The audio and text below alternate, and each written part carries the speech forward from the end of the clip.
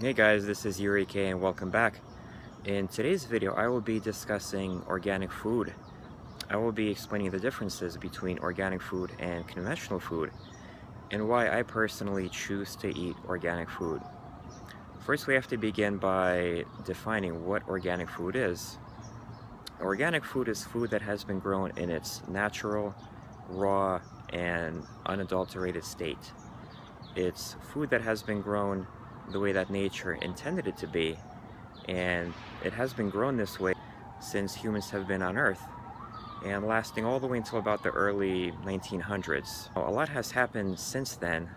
Food manufacturers have gotten heavily involved in the process of modifying and changing the food production process.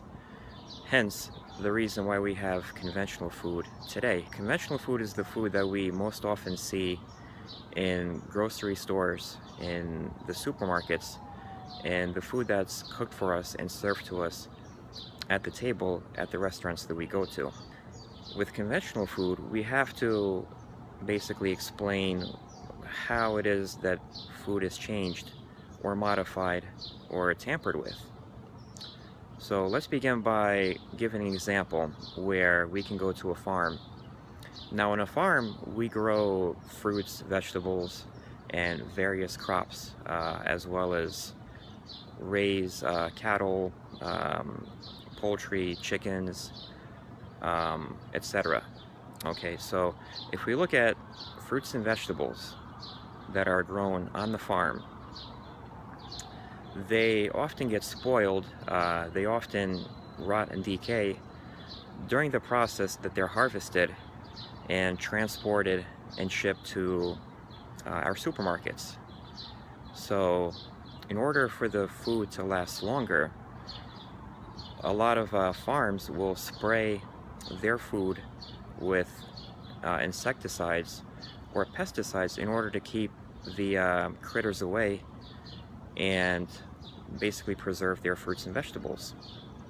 Another thing that happens is these foods are owned by major food manufacturers, and as a result, they have the deep pockets available to tamper with the genetic coding of the food. And so the gene structure of the food is actually altered in order to make it basically either last longer so that it can be transported all the way to the supermarket without spoiling or rotting, and they have the ability to now make food that's genetically resistant to pests, again, which will enable the food to last longer. Now we have to look at the dangers of something like this happening. So with genetically modified foods, GMO foods, there have been numerous studies in lab rats that have shown that consumption of genetically modified foods has caused lab rats to grow tumors, in many cases cancerous tumors, and have caused the rats to die prematurely due to cancer. In addition, lab rats have been shown to behave very abnormally. Their nervous systems become affected, and their mental processing becomes heavily decreased. Now another thing that happens is their immune systems get compromised, and they tend to get more sick, and infections become more rampant within lab rats. Now these tests have been conducted over a short period of time, so we know that these effects can happen rapidly in lab rats when they consume genetically modified food. Now unfortunately, no long-term studies have been done on humans to determine if the same things will occur. Only short-term studies have been done for a period of up to 6 months, which is basically inconclusive evidence to determine if these kinds of effects would occur in humans in the short term as they did in the rats. Such a study would have to be conducted over a period of years in order to truly find out if genetically modified food would cause harmful effects to humans as they did in lab rats. There have been a lot of suggestions, and there have been indicators which have pointed to the fact that, in fact, the same kinds of health problems that have occurred in lab rats have the potential to occur in humans as well. In the long run, this can happen over a period of many, many years, and we may not even attribute these kinds of health conditions necessarily to the food that we eat. However, there is a strong correlation between genetically modified food and the numerous and plethora of health problems that can occur in our lifetimes. Again, nothing is concrete to determine this, but there are strong suggestions to suggest that this is actually happening. Now, in addition to the genetically modifying process, as I stated, the foods are heavily sprayed with pesticides and insecticides, which are basically harmful and dangerous chemicals. Chemicals that are produced in an industrial capacity and have the capacity to cause numerous health problems as well.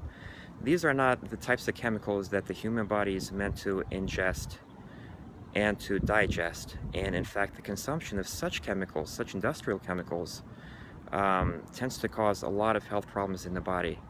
And again, these can range from genetic mutations, which in the long run can also be a contributing factor to tumors and cancers, as well as decreased brain function, immune system compromise, which can lead to opportunistic infections and diseases occurring in us, also with the potentiality of causing autism in children, and may possibly even lead to Alzheimer's in the long run over a period of many years. Something we don't usually think about. But these are, again, industrial chemicals, which when ingested, they go into the body, but they don't get excreted very easily. The body has a hard time excreting these chemicals, and they just pile up. They basically keep accumulating over a long period of time inside the body. So with the combination of these harmful chemicals and the genetically modified food that we eat, this is basically a very bad combination for us, and it can spell a very bad future for our health. Now, going back to the farms, we also have animals that are grown and raised on there, cattle, chickens, which are also unfortunately maintained in deplorable conditions. If we look at modern farms today, these poor and sick animals generally do not have the freedom to roam freely, to eat grass, to be in their natural state that much. They often remain in cages, in overpopulated conditions, in disgusting and filthy conditions. They are not well kept, they're not looked after, not cleaned, and unfortunately treated in very inhumane conditions. If they do go out on the farm, it's for very short periods of time. Now, this is, again, with conventional farms, not organic farms, okay? Now, a lot of times these animals become very sick and diseased. So in order to kill their infections and diseases, they are given antibiotics. So they're given antibiotics to basically keep them alive so that they can basically produce milk and beef for us.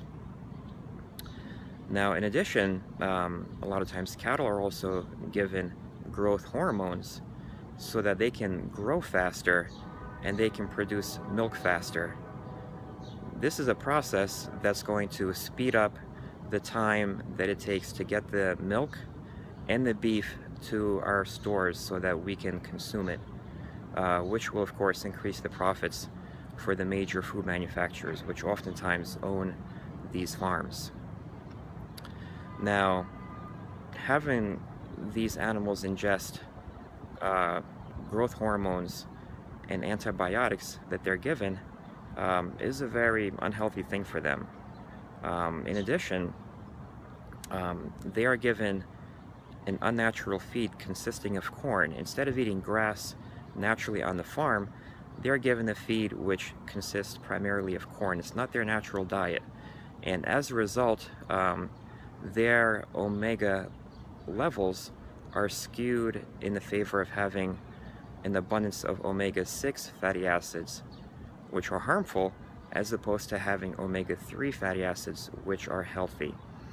We always want to maintain a high ratio of omega-3s to omega-6s for optimal health. And unfortunately, these animals are heavily proportioned in favor of omega-6s instead of omega-3s. Another problem is when we ingest beef from these cows that have been given growth hormones and antibiotics, several things can happen to us. When we as humans get sick and we need to consume an antibiotic to treat our infection or disease, our bodies can become resistant to these same antibiotics that are given to the cows, and as a result, our bodies are somewhat resistant to the antibiotics that are prescribed to us by the doctors, and they may not affect us in the way that they're intended to be, meaning they're not going to be effective in killing the infection or the bacteria, and the disease can be prolonged. It could even become worse. So now we have to go back and look for an alternate medication in order to treat our illness. It's not a good thing. We need to keep animals in their natural state. Let them roam on the farm, let them consume grass, and let them be free and grow and reproduce in their natural way.